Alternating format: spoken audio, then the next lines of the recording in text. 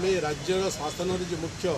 महामहिम राज्यपाल निकट को फेरा देवाक आसी महामहिम राज्यपाल को आम 6 दफा सम्मिलित एक दाबीपत्र देचु जो थे अच्छी राज्यर स्वास्थ्य मंत्री नैतिक दायित्व नहीं इस्तीफा दिंतु एवं संपृक्त कर्मचारी विरुद्ध 8 दिवसीय कार्यानुष्ठान ग्रहण करा मृत्युवरण कर रोगी मान 1 कोटी टंका पर्यंत आर्थिक सहायता दिजाऊ और अन्य आनुषंगिक दाबी आम महामहिम राज्यपाल को 3 दलर प्रतिनिधि आसी मान्यवर विधायक मैंने आसी ए संपर्क में अवगत करूँ मार्गपत्र देचु आम आशा करुचु कि मान्यवर राज्यपाल तुरंत ए संपर्क में कौन कार्यानुष्ठान ग्रहण करेंगे और निज निष्पत्ति जन राज्य सरकार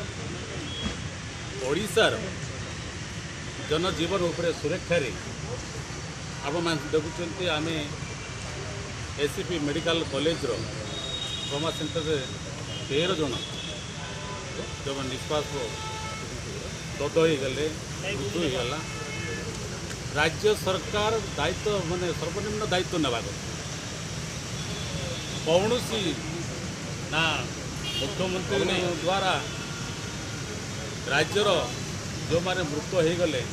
ये राज्य प्रति विश्वास नेले नहीं। ये राज्यर स्वास्थ्य मंत्री इस्तीफा दिखाई जो मैंने प्रत्यक्ष भाव में ये दुर्घटना दायी हस्पिटाल कर्तृपक्ष चिकित्सा कार्यानुष्ठान सरकार ग्रहण कर